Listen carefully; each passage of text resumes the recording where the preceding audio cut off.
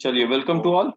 ये जो आर्टिकल 23 हम लोग पढ़ रहे थे, prohibition of traffic in human beings and force labour, इसमें ये फोर्स लेबर का मतलब क्या होता है, तो बताएगा? बिना पैसे के काम करवाना।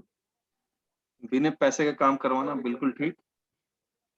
एक एक्ट पास्ड है, मिनिमम वेजेस एक्ट, उसमें मान लीजिए कोई लिखा हुआ है कि पर डे का 100 रुपया देना है और आप 100 रुपये से कम देते हैं, तो will that be treated as force labour?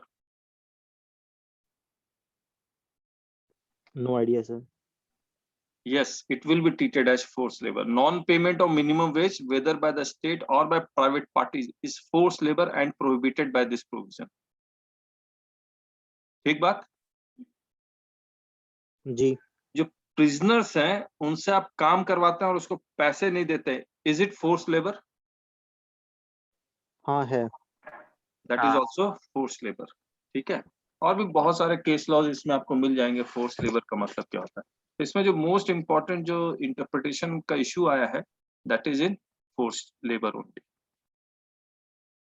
इसके बाद हम लोग आर्टिकल 24 तो हो ही गया था, आर्टिकल 25 यानी कि right to freedom of religion. ये right to freedom of religion article 25 से लेकर आर्टिकल 28 तक है। Correct me if I am wrong. जी चलिए, इसमें पहला आर्टिकल 25 पढ़ते हैं हम लोग। कौन पढ़ेगा? वो पढ़े जिसको अभी तक चांस नहीं मिला है, ताकि उनका भी प्रोनाउंसिएशन ये सब सही हो। कौन पढ़ रहा है?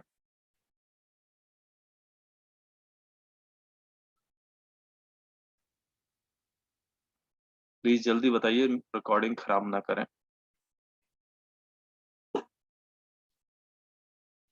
स्वाति पढ़िए आप। स्वाति जी।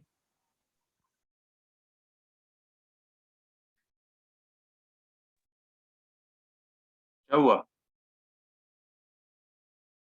तो मैं पढ़ देता हूँ। पढ़िए पढ़िए। कौन सा से सर? 25 से। हाँ। 2 freedom of conscience and free profession, practice and propagation of religion. Clause 1 subject to public order, morality and health, and to the other provision of this part, all persons are equally entitled to freedom of conscience and the conscience बोलेंगे, ठीक है? conscience and the right freely to profess and practice and propagate religion. एक minute रुक जाइए। ठीक है, मैं पढ़ता हूँ आर्टिकल 25, फ्रीडम ऑफ कंसाइंस, यानी कि आप डिसाइड करेंगे व्हाट इज राइट और रॉन्ग। कंसाइंस का मतलब ये होता है कि आप क्या अंतरात्मा अगर कहती है कि ये सही है तो सही है, गलत है तो गलत है, ये फ्रीडम आपको है। And free profession, practice and propagation of religion. शुरू से पढ़ता हूँ। Subject to public order, morality and health, यानी कि पब्लिक ऑर्डर को ध्यान में रखते हुए, मॉरलिटी और हेल्थ को ध्यान में रखते हुए, और बाकी प्रोविजंस जो इस पार्ट में दिए हुए उसको भी ध्यान में रखते हुए, every persons, all persons are equally entitled to freedom of conscience, वो अंतरात्मा से फ्री है। And the right freely to profess, यानी कि वो डिक्लेयर कर सकता है आई एम हिंदू और मुस्लिम और क्राइस्ट, और प्रैक्टिस एंड प्रोपेगेट रिलीजन। ये एक बात बताइए कि अगर आप हिंदू हैं तो हिंदू रिलीजन के जो प्रैक्टिस, उसको प्रैक्टिस कर सकते हैं और हिंदू रिलीजन के बारे में किसी और को बता भी सकते हैं। सिमिलरली मुस्लिम, सिमिलरली क्रिश्चियन ऐसा कर सकते हैं। मैं आपसे एक बात जानना चाहता हूं, बाकी और पढ़ने, क्योंकि ये right to freedom of religion ही है, तो रिलीजन का मतलब क्या होता है? कोई भी बताए। धर्म। हिंदी अनुवाद हो गया, अब मतलब बता दीजिए। साधना पद्धति। मेरा क्या साधना पद्धति होगा साधना? शायद। हाँ। कुछ और?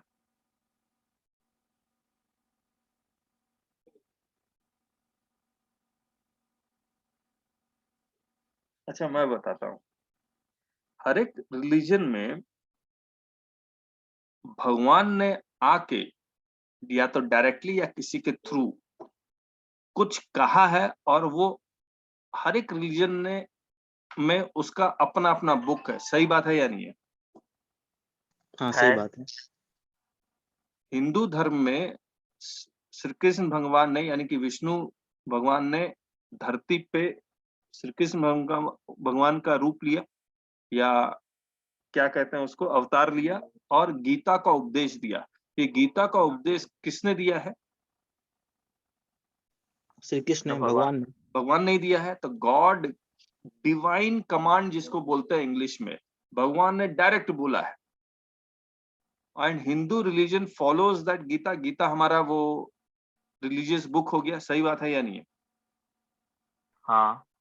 उसी तरह से मुस्लिम लॉ, मुस्लिम में भी कुरान डायरेक्ट भगवान ने, अल्लाह ने आके बोला है। उसमें जो भी लिखा गया है डायरेक्ट अल्लाह ने बोला है, इसीलिए उसका नाम कुरान है। हाँ सही है। हाँ। उसके बाद क्रिश्चियन में जो बाइबल है वो डायरेक्ट भगवान ने बोला है, इसीलिए है वो। सही है। तो हर एक रिलीजन में जो भगवान ने डायरेक्ट बोला है उसी को हम लोग फॉलो करते हैं, दैट इज रिलीजन। हाँ या ना? हाँ। मैक्सिमम पॉपुलेशन क्रिश्चियन की है, अराउंड 31% या 35%, नहीं 40% होगा पूरे वर्ल्ड पॉपुलेशन। क्रिश्चियन 40%, उसके बाद मुस्लिम 31%, उसके बाद हिंदू जो 15%, बाकी और रिलीजन है। मुझे एक बात बताइए, इंडिया में टोटल कितने रिलीजन है? हिंदू, मुस्लिम, क्रिश्चियन, सिख, जैन, बौद्ध, पारसी एंड ज्यू। कितने नाम लिए मैंने? हिंदू, मुस्लिम, क्रिश्चियन, सिख, जैन, बौद्ध, पारसी, ज्यू। 8 रिलीजन है इंडिया में जो रहते हैं। बाकी और कोई भी रिलीजन इंडिया में नहीं रहता है।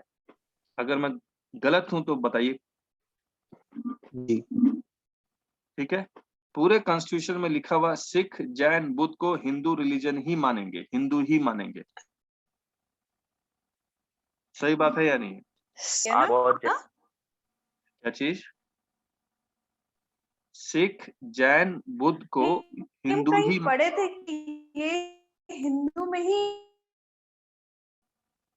आती है। वही मैं बोल रहा हूँ, इन सबको हम हिंदू ही मानेंगे, यहाँ लिखा हुआ भी है। The reference to Hindus shall be construed as including a reference to person professing the Sikh, Jain or Buddhist religion, and the reference to Hindu religion institution shall be construed accordingly. तो सिख, जैन, बुद्ध को भी हिंदू मानेंगे। Okay. Constitution में ही लिखा हुआ है। जब आप फैमिली लॉ पढ़ेंगे उसमें भी लिखा होगा, लेकिन यहाँ भी लिखा हुआ है कॉन्स्टिट्यूशन में। तो बेसिकली अब 3 रिलीजन हो गए,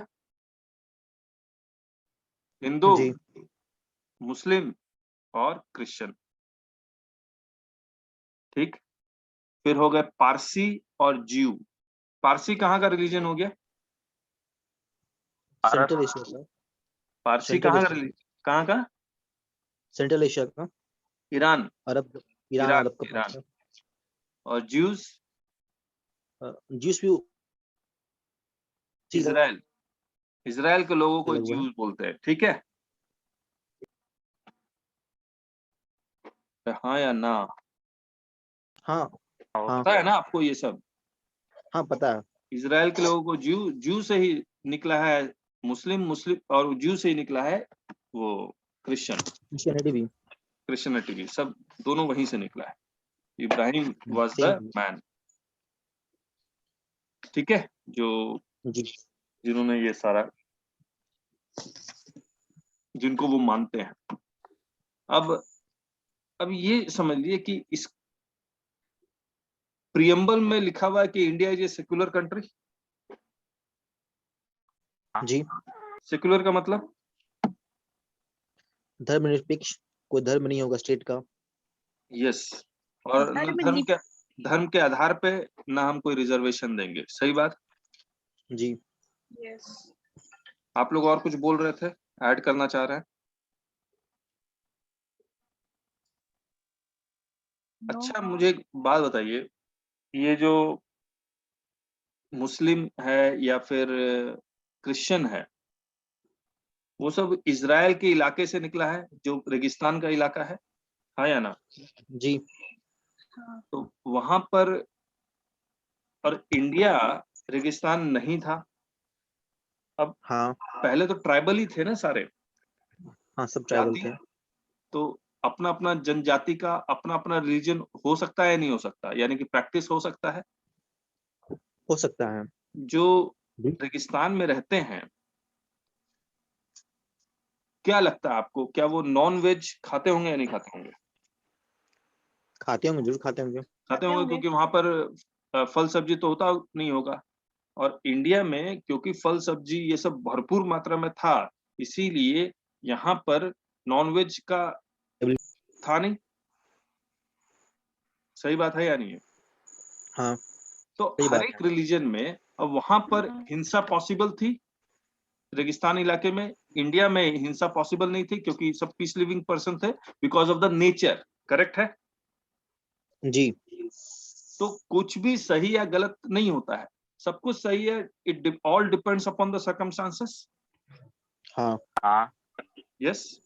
तो हाँ, क्रिश्चियन में और मुस्लिम में एक बात है कि दोनों रिलीजन ये सोचता है जो क्रिश्चियनिटी फॉलो नहीं कर रहा है या जो मुस्लिम रिलीजन फॉलो नहीं कर रहा है, वो गलत रास्ते में है। तो उसको ठीक रास्ते में लाने के लिए वो क्या करते हैं, they convert the other religion to either Christianity or to the Muslim religion. सही बात है या नहीं? हाँ, सही बात है। और वो हिंसा का भी प्रयोग कर सकते हैं या नहीं कर सकते किए कर भी हैं, सकते हैं। हैं? इनका प्रयोग किए भी हैं। किए भी हैं। तो ये सब हिस्ट्री है जो है। तो आज के डेट में ये चीज, ये प्रोपेगेशन ऑफ रिलीजन क्रिश्चियनिटी में और मुस्लिम में है, हिंदू में नहीं है, ज्यूज में नहीं है, इसलिए ये फैला नहीं, लेकिन ये दोनों धर्म फैल गए। ठीक है? अब इंडिया ने, कॉन्स्टिट्यूशन ने ये राइट दे दिया कि you can propagate your religion, this is the right given by the constitution. You can practice religion, you can profess religion, and you also can propagate religion. सही बात? हाँ, सही बात है। क्या हिंसा से पॉसिबल है? तो हिंसा से नहीं। चाहे नहीं है। जैसे भी हिंसा से या हिंसा से। Subject to public order, morality and health to and the other provisions of this part. तो हिंसा से पॉसिबल नहीं है, प्यार नहीं मोहब्बत है। से पॉसिबल है। हाँ, मोरालिटी हेल्थ से हो सकता है। प्यार मोहब्बत से पॉसिबल है ना? धोखे से हाँ, पॉसिबल है? possible। possible। धोखे से धोखे पॉसिबल से है? भी हाँ, नहीं, हाँ। मोरालिटी में है। धोखे से भी पॉसिबल नहीं है? अरे नहीं। क्या यूपी ने एक कानून पास किया है लव जिहाद वाला? लव जिहाद उस कानून का नाम नहीं है, जी हाँ, हाँ पास देखा किया है ना, उसका और सार वो है। कॉन्स्टिट्यूशनली हाँ, वैलिड भी है। हाँ, तो this to profess, practice and propagate religion is not an absolute right. जी, state can provide certain restrictions, जी, और यूपी ने उसकी शुरुआत कर दी रेस्ट्रिक्शन का प्रोपेगेट रिलीजन में, कि आप लव जिहाद वाला जो, मतलब उसमें लव जिहाद का कानून का नाम नहीं है, एग्जैक्ट कानून का नाम अगर आप जानना चाहते हैं तो ये अनलॉफुल कन्वर्जन करके कुछ कानून का नाम है। UP prohibition of unlawful conversion of religion order 2020, ये नजर आ रहा है आपको? The Uttar Pradesh prohibition of unlawful conversion of religion ordinance 2020 आ रहा है ना नजर? जी, Yes, sir. हाँ, तो ये वही कानून उन्होंने पास किया हुआ है। ये देखिए, फ्रॉडुलेंट नहीं होना चाहिए, रिलीजन कन्वर्टर, ये सब। तो आपको ये, आप न्यूज पढ़िए, आपको ये बहुत सारा कुछ मिलेगा भी। तो आइए फिर से हम लोग दोबारा आते हैं। Article 25 sub article 1, subject to public order, morality and health and to the other provisions of this part, all persons are equally entitled to freedom of conscience and the right freely to profess, practice and propagate religion. ठीक बात? जी, अब आइए, मैं ही पढ़ता हूँ। Nothing in this article shall affect the operation of any existing law or prevent the state from making any law. कोई भी पुराने लॉ और जो नया लॉ स्टेट बनाएगी। अब देखिए, regulating or restricting any economic, financial, political or other secular activity which may be associated with religious practice.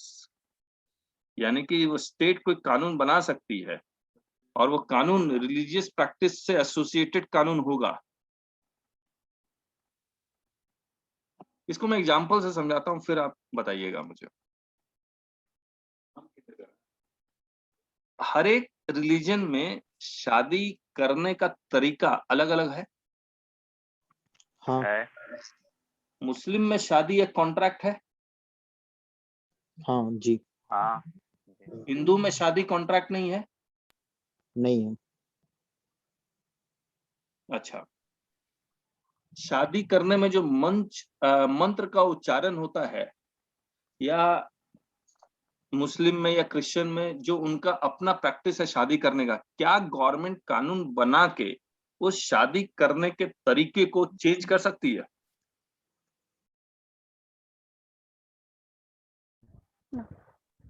No, sir. नहीं कर सकती है। बोला कि नहीं कर सकती। रेगुलेटिंग और रिस्ट्रिक्टिंग, स्टेट लॉ बना के रेगुलेट कर सकती है, रिस्ट्रिक्ट कर सकती है। क्या चीज? इकोनॉमिक, फाइनेंशियल, पॉलिटिकल और other secular activity which may be associated with religious practice, लेकिन रिलीजियस प्रैक्टिस नहीं होना चाहिए। मैं आपको एक एग्जांपल देता हूं, आपको समझ में आएगा। आज देखिए, दिवाली में पटाखे फोड़ना या फिर मस्जिद से अजान पढ़ना माइक लगा के,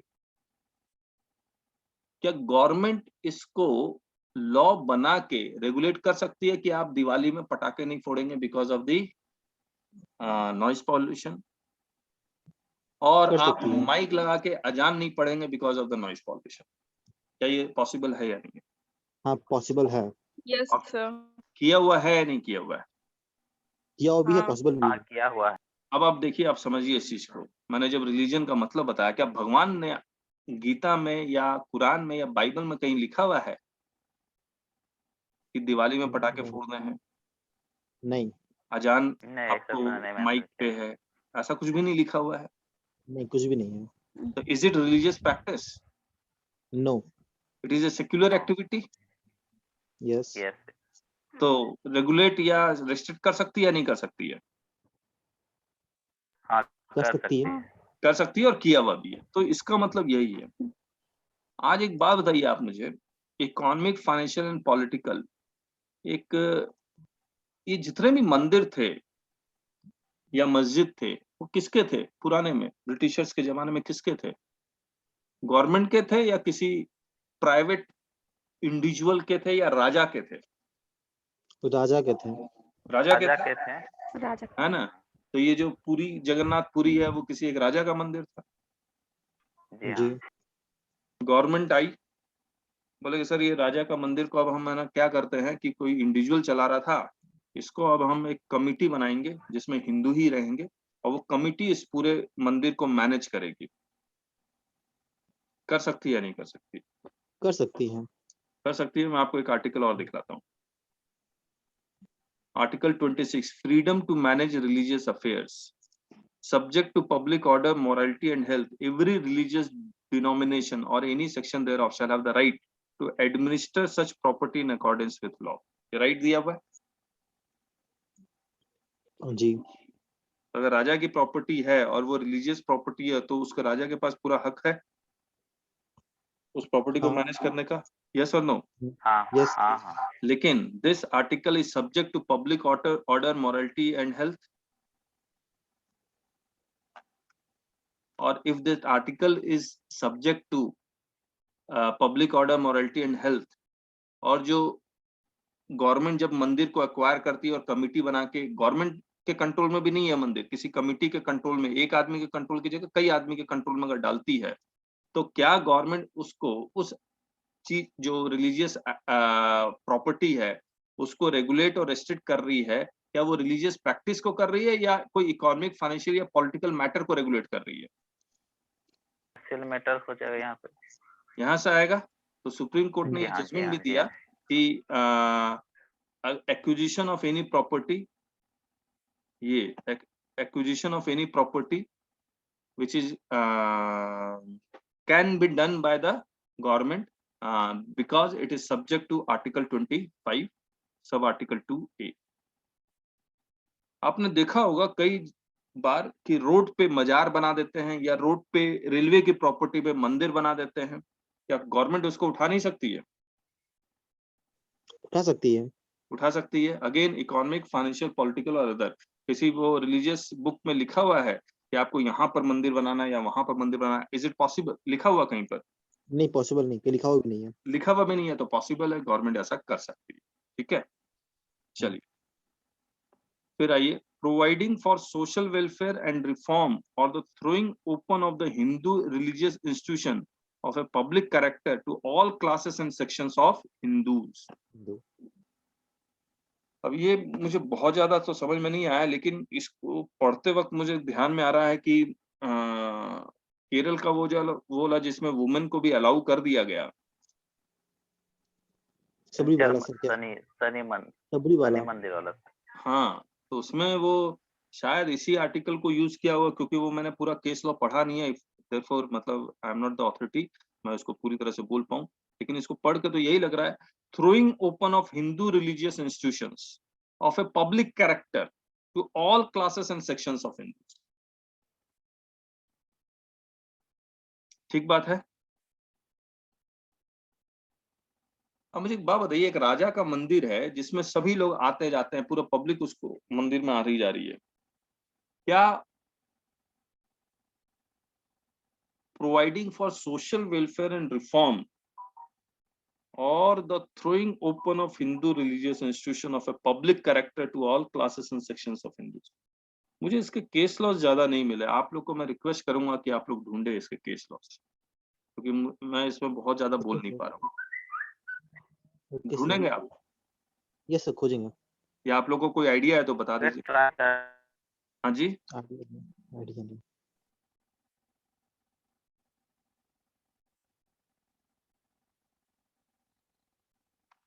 अच्छा, इसमें नेशनल एंथम भी लिखा हुआ है, इसमें चार कोई केरला के कोई स्कूल की लड़कियां थी जो नेशनल एंथम गाती नहीं थी लेकिन रेस्पेक्ट पूरा करती थी, खड़ी होती थी लेकिन गाती नहीं थी।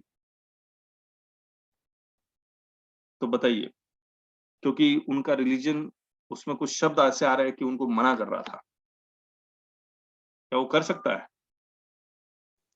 ये ड्यूटी में आता है तो कर सकती है।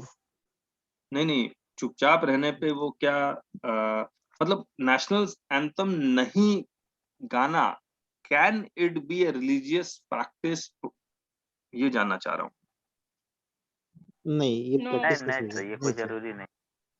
ये नहीं। लिखा हुआ freedom of conscience, religious belief permits one not to sing the national anthem. ये देखिए केरला का ही केस है, अलाउ मतलब सुप्रीम कोर्ट का ये जजमेंट है, 1986 का है। तो उसके प्रिंसिपल ने उन सब लड़कियों को रिस्ट्रिकेट कर दिया था, स्कूल से निकाल दिया था, because they were not singing national anthem. फिर उन्होंने सुप्रीम कोर्ट में केस किया, तो sir our religious belief does not allow us to sing national anthem, but we are respecting it. जब नेशनल एंथम बजता है तो हम लोग खड़े होते हैं, सब कुछ करते हैं, but we are not allowed to sing, therefore we are not singing. तो ये अलाउड है, ठीक है जी सर। अच्छा हाँ, ट्रिपल तलाक रिलीजियस प्रैक्टिस है? हाँ, प्रैक्टिस तो है ही। देखो मैं आपको कुरान में बताता हूँ, मैंने थोड़ा वो जो और स्टडी किया है। एक हद हबीज होता है जो वो कुरान नहीं है बेसिकली। तो कुरान में अगर लिखा हुआ है तो दैट इज रिलीजन, लेकिन कुरान में नहीं लिखा हुआ है, कहीं और लिखा हुआ है, तब that is not the word of God. तो उसको वो रिलीजियस प्रैक्टिस नहीं होगा, उसको हटाया जा सकता है, और इसीलिए हटा भी है। Okay sir. ठीक है, इसमें कहीं लिखा हुआ हद हजीज बोलते हैं। कोई मुस्लिम स्टूडेंट है हमारे साथ जो हमें बता सके? No sir. एक था तो सही, शाबिर जी है। साबिर। शाबिर। हाँ हाँ। साबिर, बता सकते हो कुछ? जी नहीं। ओके, चलिए उसके बाद आर्टिकल 25 हो गया। 25 का explanation 1, the wearing and carrying of kripan shall be deemed to be included in the profession of Sikh religion। ठीक है, तो हम लोग जो गुरु नानक की जो बुक है उसको हमने पढ़ा तो नहीं है, इन कॉन्स्टिट्यूशन में लिख दिया है the wearing and carrying of kirpan shall be deemed to be included in the profession of religion. तो इसको अब कोई अगर सिख कैरी उसको कर रहा है तो उसको अब आर्म्स नहीं मानेंगे, ये उनका रिलीजन है, तो they can carry and they are constitutionally they have the right to carry that. और ये हम लोग पढ़ चुके हैं। एक बात सो आम का लिमिट भी होगा सर? क्या चीज? उनका कृपान का लिमिट हो कितना कितना इंच का कृपान हो सकता है? ऐसा तो कुछ लिखा हुआ नहीं, अगर कोई लॉ बना के ऐसा कुछ किया होगा तो वो पॉसिबल है। नहीं, बैंक में लिखा हुआ रहता है कि इतना इंच का कृपान अलाउड है, आपका इतना अलाउड नहीं है। बैंक में लिखा हुआ है? हाँ, बैंक के बाहर लिखा हुआ रहता है कि इस ध्यान से देखिए नहीं है, अच्छा, उसमें कि इस एक्ट के तहत आपका इतना इंच का कृपान अलाउड है, बाकी अलाउड नहीं है। ओके ओके, तो वो एक्ट पढ़ना होगा। तो रीजनेबल रिस्ट्रिक्शन तो लगा सकते हैं ना? जी सर। हाँ, फंडामेंटल राइट्स एब्सोल्यूट नहीं है, रीजनेबल रिस्ट्रिक्शन वो लगा सकते हैं। ठीक बात। चलिए, article 26, freedom to manage religious affairs subject to public order, morality and health. Every religious denomination or any section thereof shall have the right to establish and maintain institutions for religious and charitable purpose, to manage its own affairs in the matter of religion, to own and acquire movable and immovable property, and to administer such property in accordance with law। Law. तो Hindu religion, Muslim religion, Sikh या फिर Christian, उनको अधिकार है कि वो अपना कोई एसोसिएशन चला लें, इंस्टीट्यूशन चला लें रिलीजियस एंड चैरिटेबल पर्पस के लिए। वो अपने रिलीजन को मैनेज करने के लिए भी अधिकार रखते हैं, वो मूवेबल इमूवेबल प्रॉपर्टी एक्वायर करने के लिए अधिकार रखते हैं, और जो प्रॉपर्टी एक्वायर किया है उसको आप एडमिनिस्टर कर सकते हैं in accordance with the law. ठीक जी। आर्टिकल 27, क्या स्टेट कोई टैक्स लगा सकती है हिंदू टैक्स, मुस्लिम टैक्स के नाम पे, और कहेगी कि हम ये पर्टिकुलर रिलीजन को या रिलीजियस डिनोमिनेशन को प्रमोट करने के लिए टैक्स लगा रहे हैं? नहीं, article 27, no person shall be compelled to pay any taxes, the proceeds of which are specifically appropriated in payment of expenses for the promotion or maintenance of any particular religion or religious denomination। कोई मंदिर बनाने के लिए किसी तरह का local tax ये सब लगाया जा सकता है? नहीं, पॉसिबल है, ये कहीं लिखा हुआ मैंने पढ़ा है। आप इसको पढ़ते हैं, यूटिलाइजेशन ऑफ टैक्स। माइनॉरिटी में सुने थे सर, गवर्नमेंट ऐड करेगा उसमें। अच्छा, इसको पढ़ते हैं, utilization of taxes collected by the, Chennai का मैंने कोई केस पढ़ा था अभी, illegality in utilization of taxes collected by the state fund for religious purpose can be of two types। Firstly, if statute by which tax is levied specifically states that it would be utilized for a particular religion, तब तो obviously prohibited है article 27 में। Secondly, in case of general statutes like Income Tax Act or Central Excise Act, if substantial part of proceeds utilized for any religion, if only relatively small part of tax collected is utilized for any particular religion, it would not violate article 27। 2018 का ही case है, state of Gujarat versus Islamic relief committee. और पढ़ना पड़ेगा, मैंने बहुत ज्यादा पढ़ा नहीं इसलिए आइडिया नहीं है। आर्टिकल 28, कौन पढ़ेगा आर्टिकल 28? पढ़ते हैं। पढ़िए। Freedom as to be. हाँ सर पूछिए। एक मिनट, प्रिंसिपल ऑफ एस्टोपल क्या था? कहाँ है प्रिंसिपल ऑफ एस्टोपल? तो इसके ऊपर यस सर। ये मतलब एक बार अगर मैंने हाँ कर दी तो किसी और सर्कमस्टांसेस के कारण मैं ना नहीं कर सकता। हाँ मतलब हाँ, प्रिंसिपल ऑफ एस्टोपल मैं आपको, क्योंकि इसमें क्या एग्जांपल लिया मुझे नहीं पता। मान लीजिए मैं इनकम टैक्स और जीएसटी का एग्जांपल, इनकम टैक्स में गवर्नमेंट ने कहा कि आप अगर इस एरिया में अपनी फैक्ट्री खोलते हैं तो हम 10 साल तक आपसे टैक्स नहीं लेंगे, 0 टैक्स है, ठीक है? और उस लॉ के कारण बहुत लोगों ने उस एरिया में फैक्ट्री खोलनी शुरू कर दी। 4 साल बाद गवर्नमेंट बोले कि लॉ को चेंज करें कि नहीं हम 4 साल 5 साल तक ही हम आपको टैक्स हॉलिडे देंगे, उसके बाद नहीं देंगे। तो लोग क्या कहेंगे, सर आपने जब पहली बार ये लॉ बनाया था तो 10 साल के लिए टैक्स जीरो किया था। हमने ये सोच के यहाँ पर इन्वेस्टमेंट कर दिया कि 10 साल तक टैक्स जीरो होगा। अचानक से आप 5वें साल में 4th ईयर में आप कहते हैं टैक्स देना पड़ेगा, तब तो आपने हमारे साथ धोखा किया, हाँ या ना? हाँ। अब अगर एक बार आप पहले हाँ कर चुके हैं तो उसको बाद में आप ना नहीं कर सकते। That is principle of estoppel, stop नहीं कर सकते।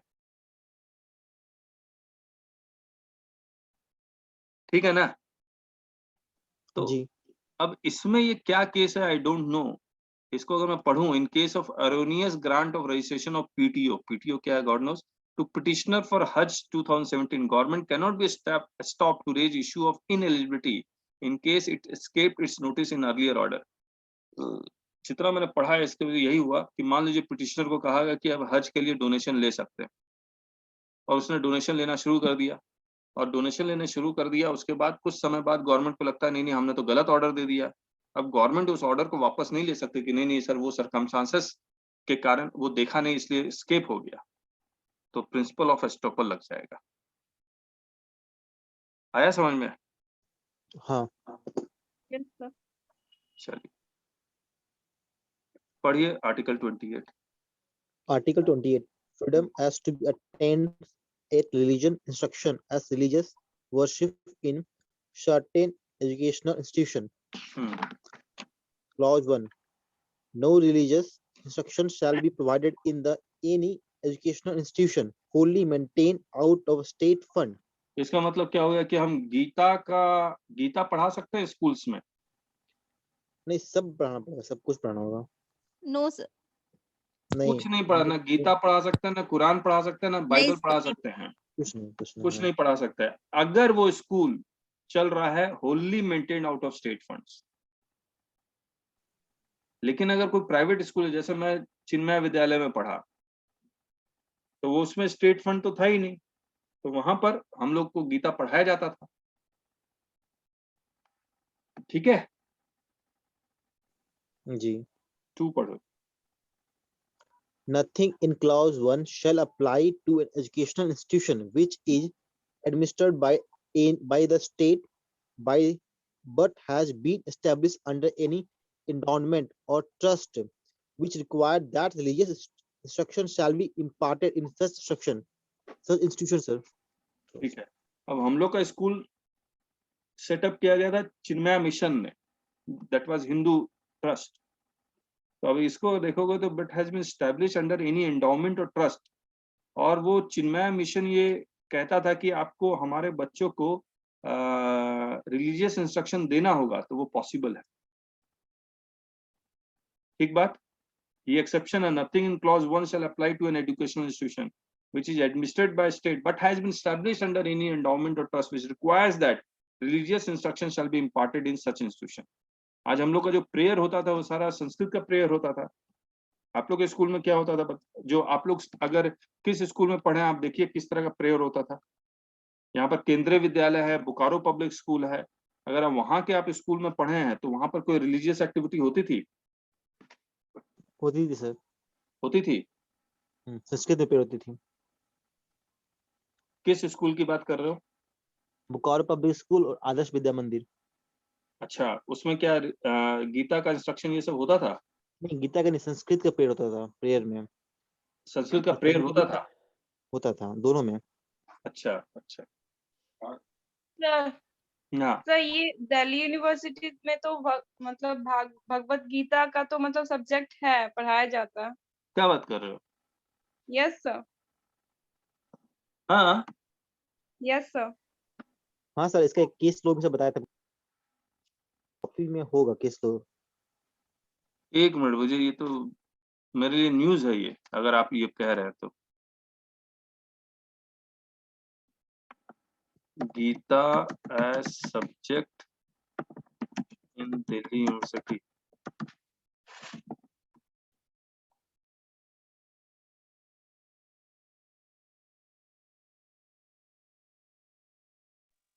कहाँ है? दिल्ली मुझे पब्लिक स्कूल तो प्राइवेट है ना। Delhi, Delhi public school. अच्छा आपने दिल्ली यूनिवर्सिटी बोला था। दिल्ली तो पब्लिक वैदिक स्कूल मैथ्स अगर होता है। किसी से डोनेशन ये सब नहीं लिया हुआ है, मुझे तो नजर नहीं आ रहा। आप उसका सिलेबस निकाल के देखिएगा उसमें है या नहीं है, क्योंकि मैं गूगल कर रहा हूँ, मुझे नजर नहीं आ रहा कि they have one of the subject as Gita. Sir एक वैदिक मैथ पढ़ाया जाता था स्कूल में आपका, वो क्या हुआ? वैदिक मैथ तो ठीक है, वैदिक math is a very different thing, वो रिलीजियस थोड़ी है। रिलीजियस जो बुक है वो गीता है, कुरान है, और वो है क्या बोलते हैं उसको, बाइबल। हाँ हाँ, याद है सर। एक सर केस बता, अरुणा रॉय केस बताया सर 2002 का। अच्छा क्या था वो? अरुणा रॉय केस में ना जो थी ना, वो ना कोर्ट में गई थी कि वैदिक मैथ जो आपका कॉन्स्टिट्यूशन का हनन करता है, आपका टाइप का कुछ उस टाइप का अच्छा, बताया था सर। फिर उसमें फिर कोर्ट बोला था हनन नहीं करता, आपका ये आपका बेसिक क्या करता है, ये बेसिक मैथ आपका है जो एडवांसमेंट करता है आपका अर्थमेटिक को। Yes yes yes. हाँ, उसमें एक वर्ड जो सर बताया था, याद हमको आ रहा, सेपरेटाइजेशन था, सेपरेटाइजेशन नहीं करता आपका। हाँ, क्योंकि वो बेसिकली गीता नहीं है, और कुरान नहीं है, बाइबल नहीं है, और गुरु गोविंद सिंह का जो लिखा हुआ बुक है उसको क्या बोलते हैं हम लोग? सिख लोग, गुरु ग्रंथ। गुरु ग्रंथ। गुरु ग्रंथ। हाँ, लेकिन अगर मैं विवेकानंद की टीचिंग पढ़ाऊं, पढ़ाते हैं या नहीं पढ़ाते हैं? पढ़ा यस सकते सर, हैं। ये तो धर्मशास्त्र। That is not a religion. Vivekananda की टीचिंग या किसी और गुरु गुरु जो गुरु ग्रंथ की गुरु ग्रंथ की नहीं, जो गुरु गोविंद सिंह की कोई टीचिंग अगर पढ़ाया जाए कि वो कहता था कि जानवरों से प्यार करो, सबसे प्यार मोहब्बत से रहो, ये सब तो टीचिंग है ना उनकी, लेकिन वो that is not the book itself. वो सब अलाउड है, वो तो आपके एनसीईआरटी के सिलेबस में भी है, हाँ या ना? हाँ हाँ हाँ हाँ सर। सर, हाँ। जैसे हाँ। गौतम बुद्धा का बारे में भी जो बताया गया उसके विचारों को, वो भी तो एक विचार ही हाँ, है। गौतम बुद्धा के विचारों को, तो ये सब पॉसिबल है। तो रिलीजन नहीं आते इसलिए पढ़ाया जा सकता। Yes, that they are not religion, इसलिए वो पढ़ाया जा सकता है। तो ये हमने आर्टिकल 25 से 28 डिस्कस कर लिया। इसके बाद कल्चरल एंड एजुकेशनल राइट्स है। तो पार्ट 3 जो हम लोग कर रहे हैं ना, फंडामेंटल राइट्स, इसी में दिमाग लगाना है। बाकी सब तो बड़ा क्लरिकल टाइप का है कि प्राइम मिनिस्टर का या वाइस प्रेसिडेंट का, प्रेसिडेंट का, राज्यसभा में इलेक्शन कैसे होता है, सुप्रीम कोर्ट के जज को कैसे अपॉइंट करता है, हाई कोर्ट जज को कैसे अपॉइंट करते हैं, ये सब बड़ा सिंपल चीज है। वो सब लिखा हुआ है, वो तुरंत समझ में आ जाता है। उसमें कोई केस लॉ ये सब ज्यादा नहीं है। जो भी है पार्ट 3 में है, या पार्ट 4 और 4A में फंडामेंटल ड्यूटीज, ये सब ये डायरेक्टिव प्रिंसिपल, वो सब आसान है। तो हम लोग को जितना भी टाइम लग रहा है वो इसी पार्ट में लगेगा, पार्ट 3 में। चलिए, protection of interest of minorities. Minorities defined है कॉन्स्टिट्यूशन में? यस इसमें तो शेड्यूल में था। नहीं, माइनॉरिटीज नहीं डिफाइंड है। कहाँ डिफाइंड है शेड्यूल में? नहीं डिफाइन है सर। वो लगा तो हाँ, होगा शायद। इस पे तो अभी भी केस पेंडिंग है सुप्रीम कोर्ट और दिल्ली हाई कोर्ट में। Who are minorities? बोला इंडिया के लेवल पे minorities Muslims and Christians and बाकी सब माइनॉरिटीज है। लेकिन अगर स्टेट लेवल पे देखा जाए तो नागालैंड में Christians are in majority and Hindus are in minority. Lakshadweep में मुस्लिम्स आर इन मेजोरिटी लेकिन हिंदूज आर इन माइनॉरिटी। तो माइनॉरिटी कौन है? इंडिया लेवल पे देखेंगे या स्टेट लेवल पे देखेंगे? ये क्वेश्चन आज पेंडिंग है दिल्ली हाई कोर्ट में भी और सुप्रीम कोर्ट में भी। तो protection of interest of minorities, any section of the citizens residing in the territory of India और एनी पार्ट देयर ऑफ, देख रहे हैं पूरा इंडिया या फिर उसके पार्ट में, having a distinct language script or culture of its own shall have the right to conserve the same. क्या मतलब है? समझ में आया आपको?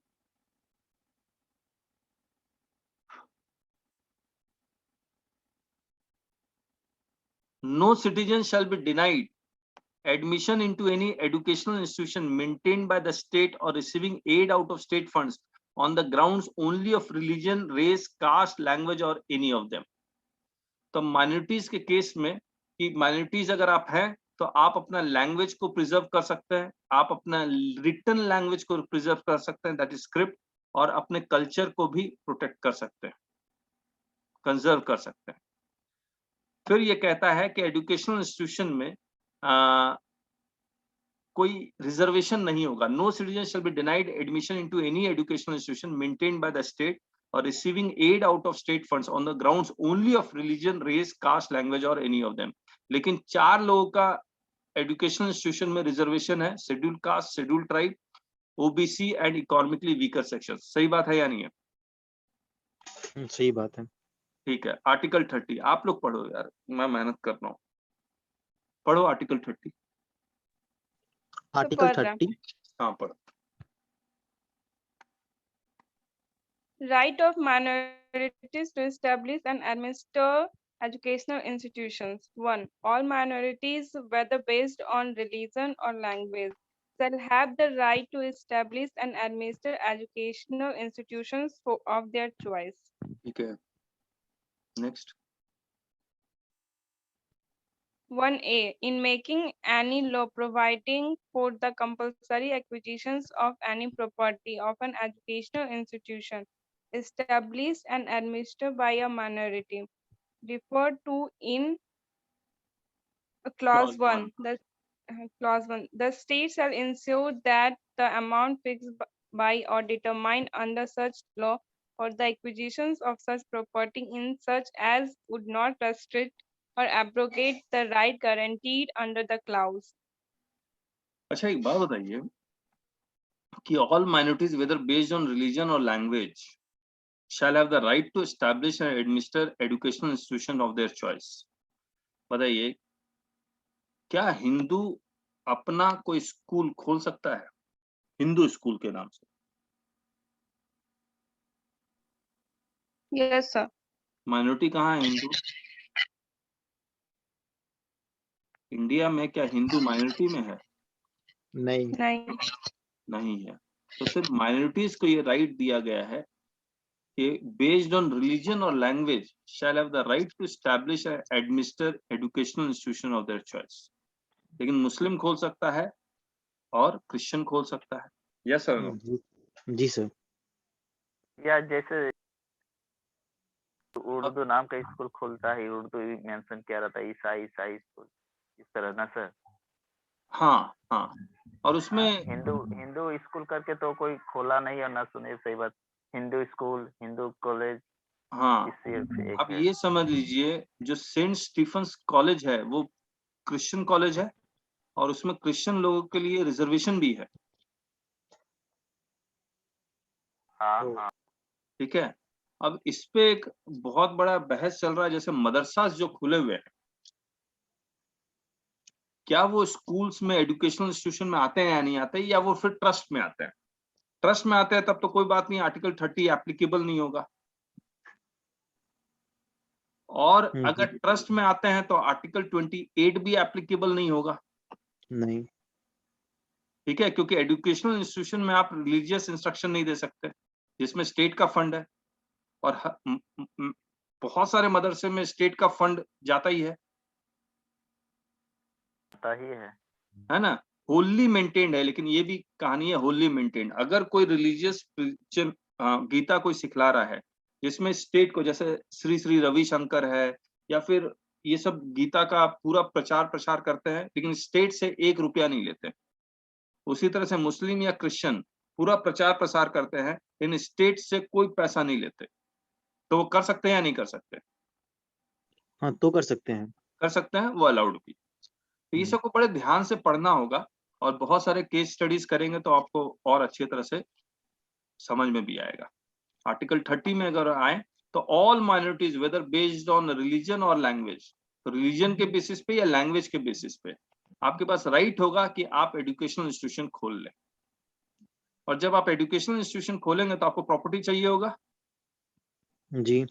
और वो प्रॉपर्टी स्टेट इंश्योर करे, the state shall ensure that the amount fixed by or determined under such law for the acquisition of such property such as would not restrict or abrogate right guaranteed under that clause. यानी कि property का दाम इतना ज्यादा नहीं बढ़ा दें कि उससे आपका ये वाला राइट ही खत्म हो जाए। ठीक बात? जी सर। 2 पढ़िए।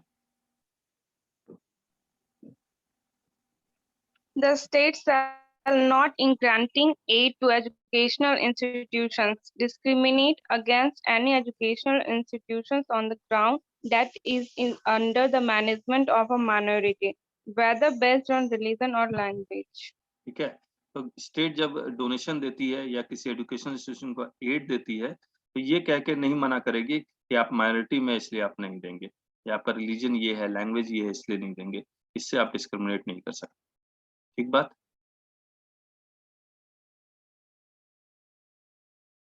जी।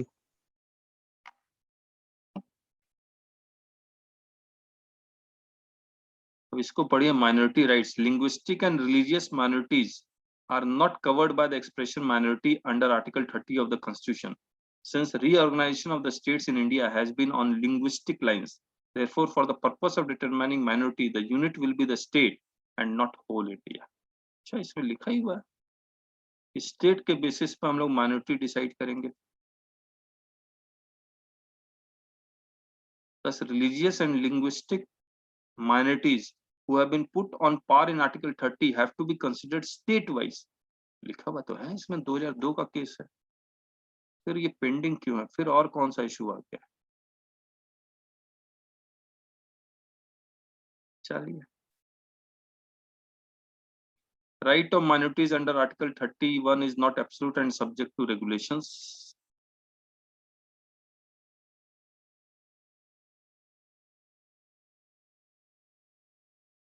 चलिए, मेरे तरफ से मैंने इतना ही पढ़ा था, इससे ज्यादा मैं पढ़ नहीं पाया। और आप लोग के दिमाग में कुछ और है तो बताइए मुझे, फिर उसको भी डिस्कस करते हैं, नहीं तो आज की क्लास यहीं पर खत्म करेंगे।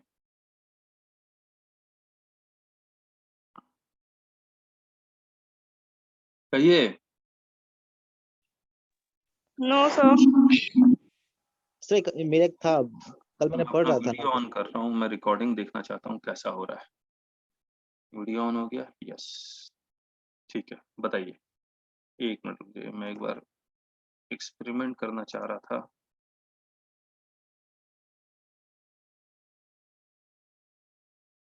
यहाँ आ रहा है मेरा वीडियो। ओके, चलिए, मैं अपने शॉप में बैठा हुआ हूँ इसीलिए पीछे में ये सब नजर आ रहा है। हाँ, पूछिए आप।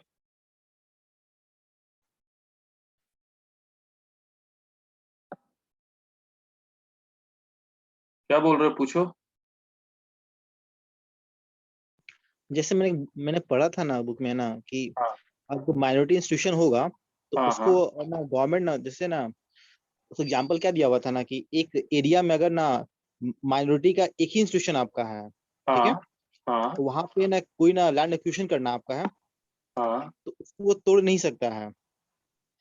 वो तोड़ नहीं सकता है मतलब जैसे ना हम भी इसमें था आपका, जैसे क्या बता, कोई ना एक ना जैसे कोई स्कूल आपका जो माइनॉरिटी का स्कूल आपका, रिलीजियस स्कूल आपका है, हाँ, ठीक है, हाँ, वो अगर उस एरिया में बहुत ही कम है, बहुत सिंगल आपका है उस एरिया में, ठीक हाँ, है, हाँ, हाँ, हाँ, तो वो ना मतलब उसमें लिखा हुआ था कि वो गवर्नमेंट उसको तोड़ नहीं सकता। मेजोरिटी का स्कूल है और बहुत सारा मात्रा में है हाँ। तो उसको तोड़ सकता है अगर कुछ काम पड़ता है तो उस लैंड के लिए, तो पब्लिक पर्पस होना चाहिए उस लैंड के लिए।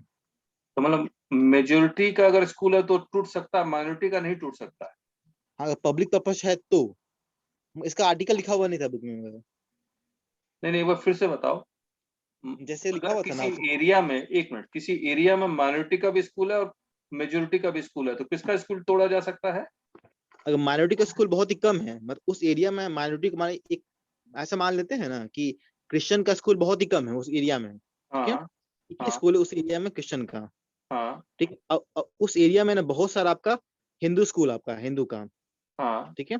हाँ अगर लैंड के लिए लिखा हुआ था हाईवे बनाने के लिए या अदर पब्लिक पर्पस के लिए उस लैंड का यूज करना होगा ना, अगर हाँ माइनॉरिटी का स्कूल बीच में आता है तो उसको हाँ, तोड़ना पॉसिबल नहीं होगा, तोड़ना पॉसिबल नहीं होगा। पॉसिबल नहीं होगा। हाँ, मेजोरिटी को होगा तोड़ना पॉसिबल होगा, उसका स्कूल बहुत सारा मात्रा में है उस एरिया में, एक करेक्टर में लिखा हुआ था। तो ये किसका केस है ये? केस नहीं, मतलब ये सिंपल करेक्टर में लिखा हुआ था आपका इसी का, मतलब बुक खोलना होगा, बुक अभी बस है नहीं अभी, थोड़ा ठीक है नीचे बुक होगा अभी। ओके, और किसी का कोई ओपिनियन?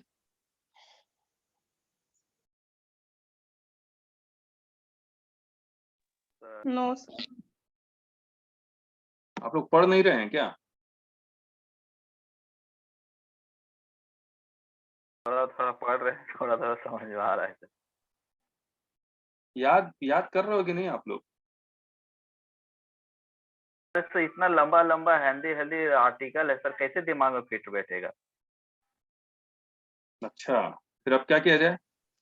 उसका समरी याद रहता है, पॉइंट याद नहीं रहता पूरा, उसका समरी याद रहता है खाली, मैंने आपको कहा था लाइन बाय लाइन याद करने के लिए। लाइन बाय लाइन कोशिश कर रहे हैं सर। लाइन बाय लाइन, देखो एक बात मैं बता दूं, लाइन बाय लाइन अगर आप 10 आर्टिकल याद कर लेंगे तो बाकी 5 आर्टिकल लाइन बाय लाइन याद करना और आसान हो जाएगा, और फिर धीरे धीरे बिल्कुल आसान हो जाएगा, सारा कॉन्स्टिट्यूशन आपको याद हो जाएगा, एक एक चीज याद हो जाएगी। नहीं तो नहीं याद होगा, क्योंकि आपको शुरुआत तो करनी ही पड़ेगी। आपने प्रियम्बल याद कर लिया आप लोग ने, be the people of India, उसके बाद मुझे भी याद नहीं आ रहा, सोलोमनली रिजॉल्व। वो तो हम लोग हिंदी में स्कूल में हिंदी में पढ़ते थे, हम भारत के लोग भारत के लिए, उस तरफ। अच्छा अच्छा, क्या किया जाए फिर? तो ये सब तो अपने आप लोग के पास जो रिस्ट्रिक्शन है या नहीं करने का बहुत सारा कारण है, तो उससे तो अब बाहर आना पड़ेगा। क्या कहते हैं? मैं आप इसलिए लोग वही बात है सर, हाँ, मैं आप लोग का रेस्ट्रिक्शन नहीं टीचर लेकिन तो हूँ थोड़ा नहीं। सा विलिंग थोड़ा सा कम है, बाकी ऐसा नहीं कि नहीं हो सकता है, जब कूदे हैं तो करना ही है। हाँ, और मैंने आपको बता दिया जो भी प्रॉब्लम आएगी ये फंडामेंटल राइट्स को ही समझने में आएगी, और फंडामेंटल राइट्स ऑलमोस्ट कंप्लीट है। उसके बाद जब से हम लोग यूनियन में जाएंगे तो यूनियन में क्या है, कुछ नहीं लिखा हुआ यूनियन में, प्रेसिडेंट का इलेक्शन कैसे होता है, वाइस प्रेसिडेंट का इलेक्शन कैसे होता है, यही सब तो लिखा हुआ है। स्पीकर कैसे अपॉइंट होता है, union, state, union territory, municipalities, panchayat, फिर शेड्यूल ट्राइब, और वो सब का तो बाद में बहुत आसान हो गया, नहीं? क्या कहते हैं? जी, वो सब उसमें ज्यादा दिमाग नहीं लगाना, इसी में फंडामेंटल राइट्स में ही बहुत ज्यादा दिक्कतें थी, मतलब थोड़ा समझने में, तो इसी को याद कीजिए अच्छी तरह से। Will try sir. चलिए फिर कल मिलते हैं। Okay sir, okay okay, sir, good good night. Night sir. Good night.